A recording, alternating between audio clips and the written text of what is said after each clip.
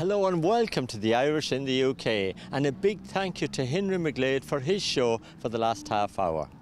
Now, coming up on the show this week, we'll be finding out a little bit more how hemochromatosis can affect so many of us in our everyday lives. We'll also be chatting to Vicky O'Sullivan about her lovely flower shop in Chorlton, Manchester. Later in the show, we'll be coming to you from Chesterfield Football Club. It's a very special day for Ernie Moss, for his family, and for Rob Lally, the mosaic artist. And Sean Wilson and Tony Mack will be singing a song for us. So sit back and enjoy the show. Now, hemochromatosis is something that can affect us all in our everyday lives. And recently we went along to catch up with Susie Macon and Marguerite Smith to find out a little bit more about it.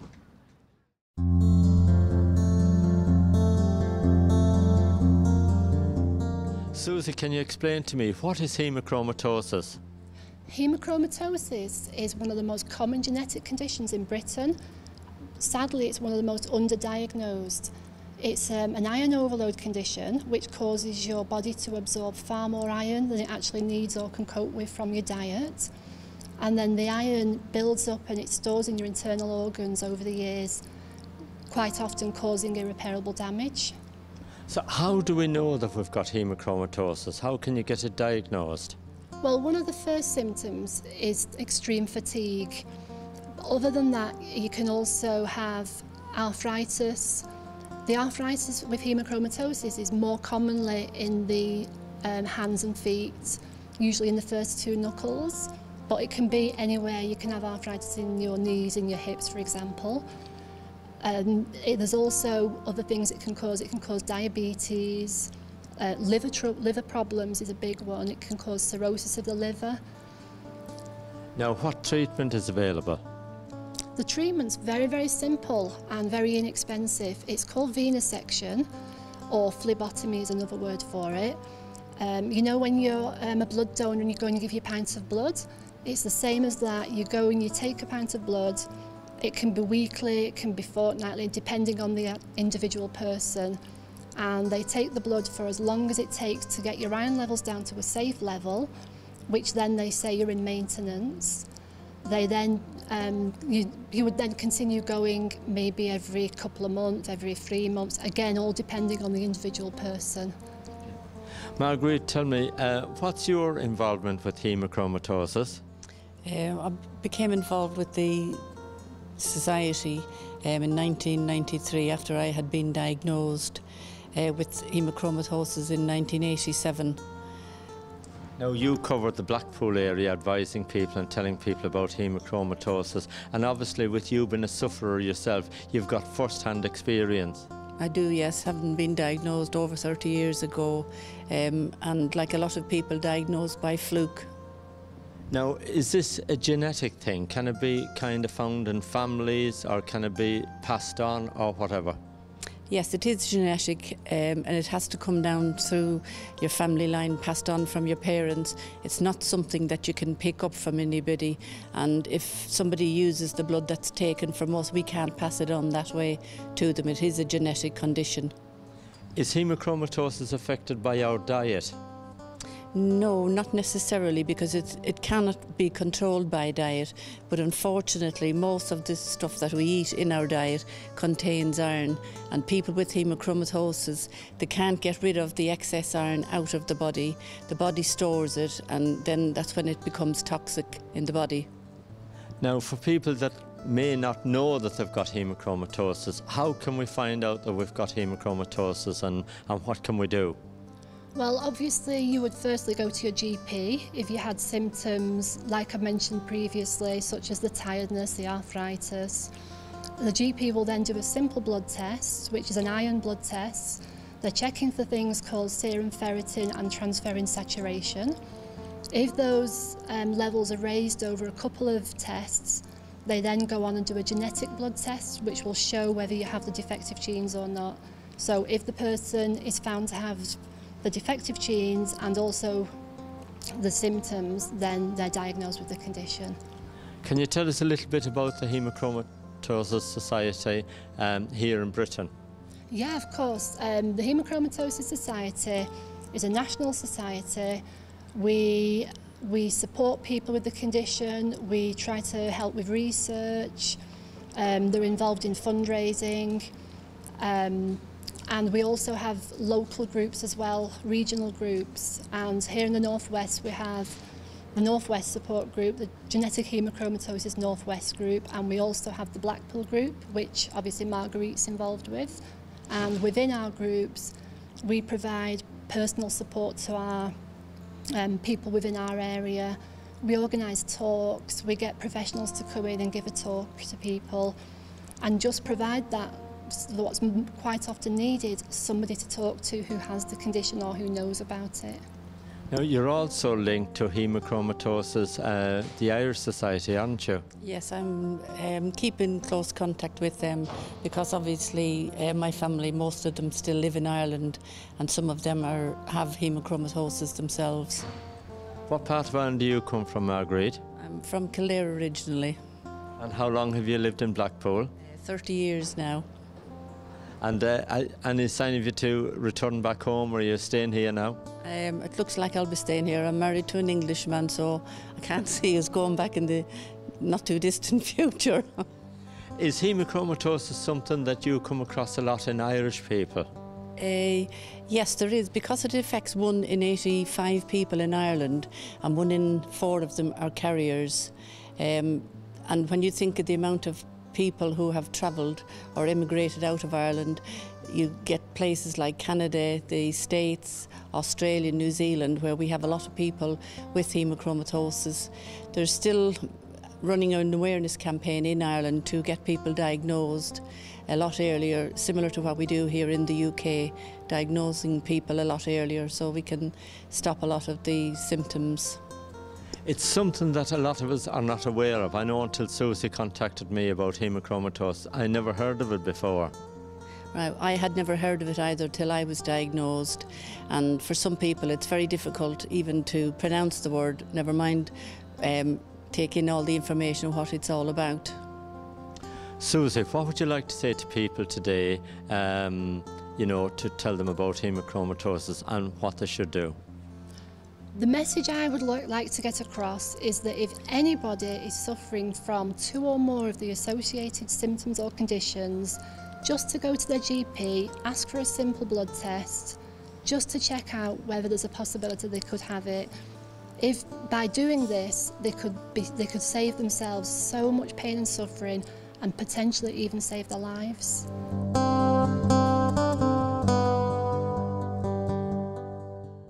If you feel you've got any of those symptoms, please go along to your doctor and have yourself checked out. Now we're off to meet Vicky O'Sullivan at her beautiful flower shop in Chorlton, Manchester.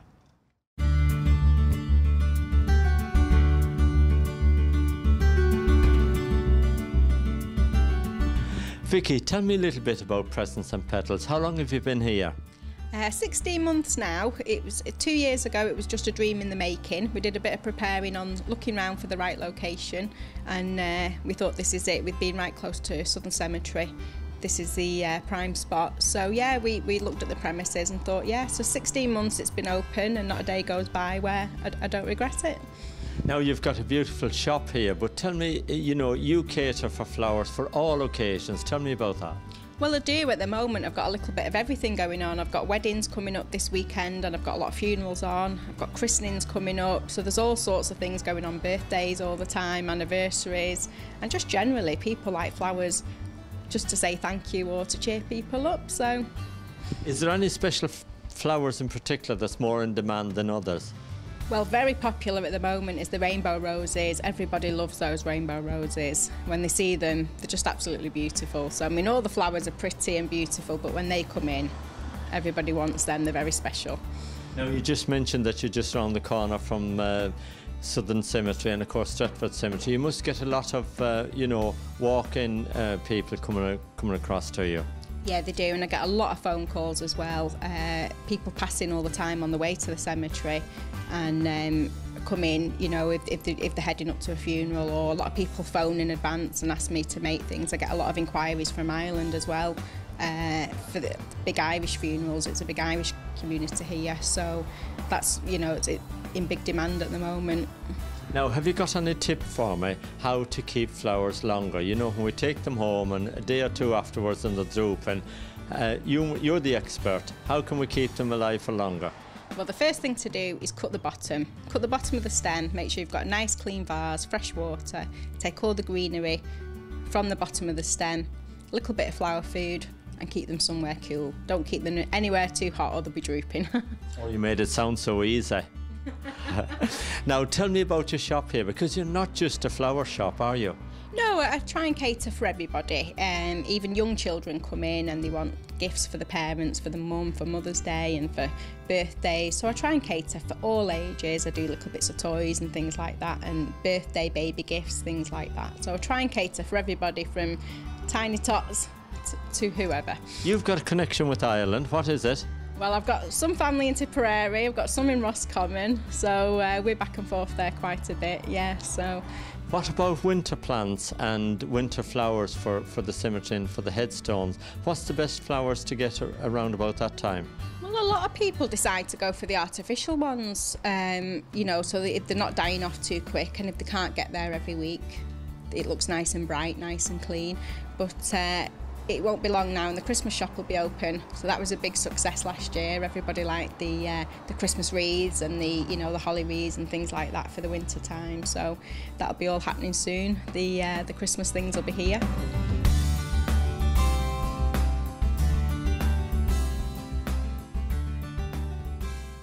Vicky's got a great selection of flowers and a really nice lady to meet. Now we're going to take a short break. Don't go away. See you in a minute.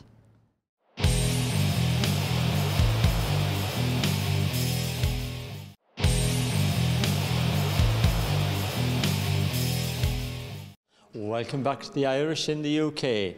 Now we're here at Chesterfield Football Club for a very special day to honour Ernie Moss. Ernie, of course, made 539 appearances for Chesterfield, and it's a very special day for Ernie, his family and the mosaic artist Rob Lally.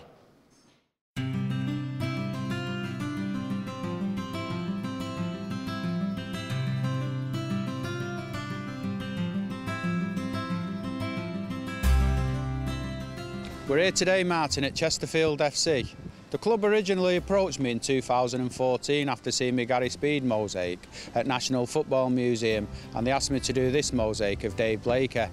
And of course a beautiful mosaic it is, and what a lovely memorial garden they've got here as well, and a lovely display for the family of Dave Blakey. Oh, brilliant. It was actually unveiled by the Lord Mayor of Chesterfield in 2014. And how much work has gone into making this mosaic, Rob? Well, the mosaic of Dave took me about 4 weeks to make. Now we're here today at Chesterfield Football Ground because it's a very special day. Tell us why. Well, it's Ernie Moss Day for a start, and my piece is getting unveiled by his daughter. The piece is actually an action piece of Ernie. The image is their favourite image from 1979. It's an action shot of Ernie actually heading the ball. Yeah, and of course it's going to be on display in the main entrance, so which is lovely for the family of Ernie and all his people that support him down the years to have it there in the main entrance as people come in. Well, Ernie's a real hero around these parts. He's the top scorer for Chesterfield as well, so to have that as a permanent fixture in the stadium is brilliant.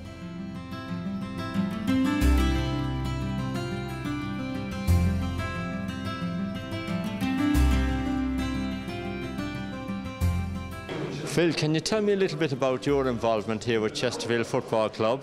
Well, I've been a volunteer at the club 40 years in October this year. I've been doing various things with supporters clubs and writing in the programme and covering on the internet and all sorts of things along those lines. Still writing the programme. I've also been a director of the club. The club was on the verge of bankruptcy in the year 2000, and a group of supporters gathered together and saved the club, and I was involved with that on the board of directors for a couple of years until things stabilised and we were able to get things pointing in the right direction again.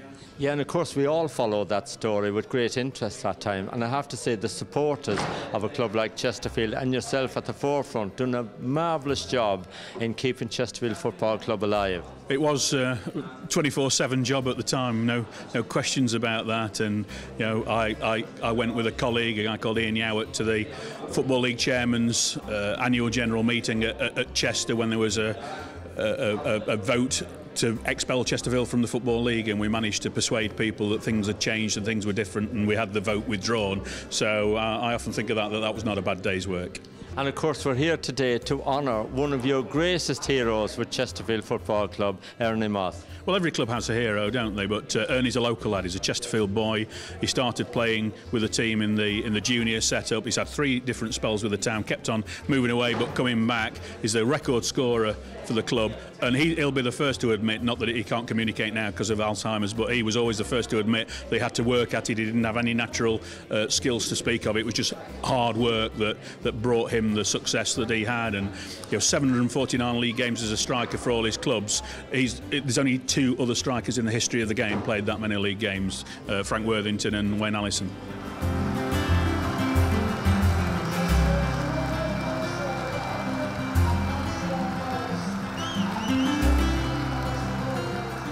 Sarah, when did you first see signs of your dad's illness? On holiday in Crete, we noticed he wasn't quite himself, so I had a bit of a chat with him on my own, just about him seeing the doctor when we got back, which he agreed to.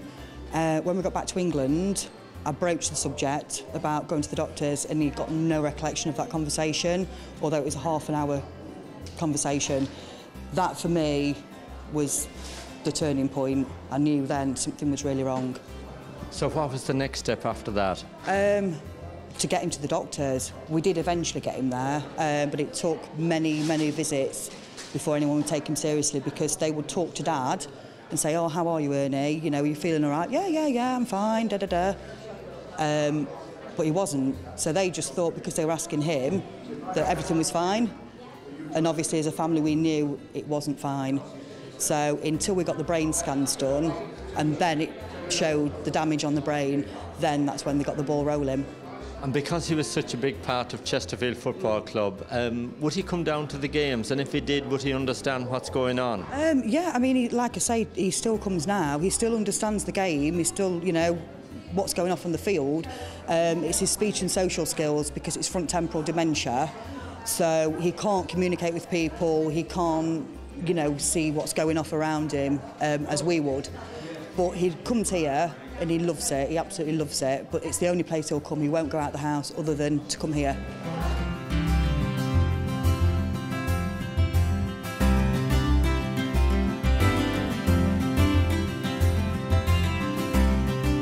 Nikki, a very special day today for your family and of course for your dad. Yes, it's very special. We can't thank the club enough for allowing us to, you know, hold this event here. It's probably going to be, you know, realistically it's going to be the last one that Dad's going to be able to attend due to his illness, but we're so proud, and the fans have just been astounding, really have. Of course, your dad made a record number of appearances here for Chesterfield. He played for lots of other clubs as well, but Chesterfield seemed to be the closest place to his heart. Yeah, he was born here and raised here. He's a Chesterfield lad at heart. And this is, you know, this is our home as well. We were all, you know, born here and raised here, and the love that's felt for him around the town is absolutely immense. And just, you know, he's even, you know, when we were teenagers, we still lived here, and Dad travelled to clubs 2 and 3 times a week for matches and training. So Chesterfield is, yeah, he's a true spy right through and through. Now, would he be aware of what's going on here today and this beautiful mosaic that's made of him here at the entrance to Chesterfield Football Club? No, he has no. The type of dementia he has doesn't affect the memory like Alzheimer's, so he can remember people. He can remember his career. He just can't vocalise it because he can't speak. But in the current, you know, in the current day, in this situation, he's completely oblivious to it all. You know, we've taken him on the pitch at matches, and fans have given him a standing ovation, and he claps them, he cheers the fans. He is completely unaware of the adoration that he is held. So, you know, he knows it's him, and me and my sister, we just recently had his signature tattooed, and he knows it's his signature, but unfortunately he can't speak anymore, because that's one of the symptoms, is that it affects your speech and your behaviour. So it's basically, he's living at home, and me, my mum and my sister and my hubby Stu, we all care for him 24/7. Jackie, thank you so much for speaking to us today. That's a really, really sad story, but we wish you, your family, and of course your dad, the very best in the future. Thank you very much. I mean, he's here, he's happy, and he still gives fantastic hugs.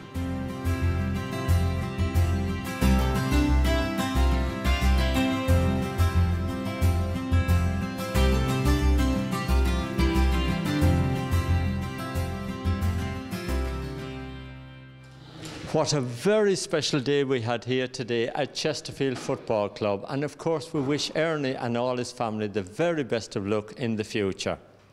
Now don't forget, we are here every Thursday night at 7 o'clock with Henry McGlade for the Irish at home and abroad, and I'm back at 7:30 with the Irish in the UK. We hope you've enjoyed the show, and thank you for watching. We're going to play you out with a little bit of music from Sean Wilson and Tony Mack. See you next week.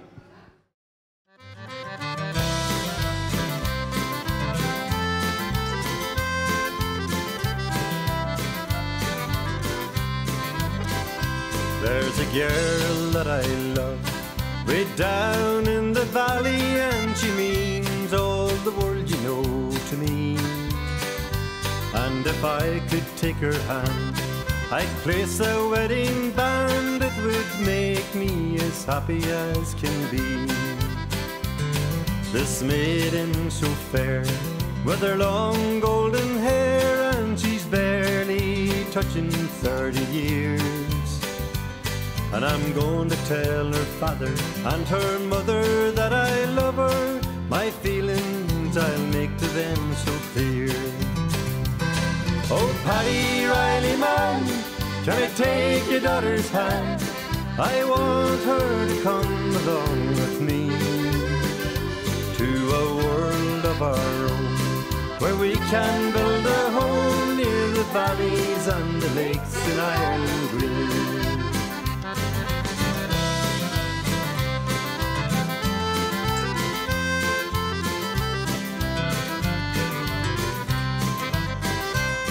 Her father said to me, my boy, now if you please take my daughter for your loving bride.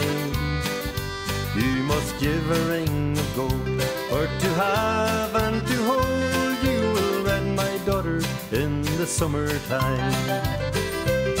Oh, Paddy Riley, man, can I take your daughter's hand? I want her to come along with me to a world of our own, where we can build a home near the valleys and the lakes in Ireland.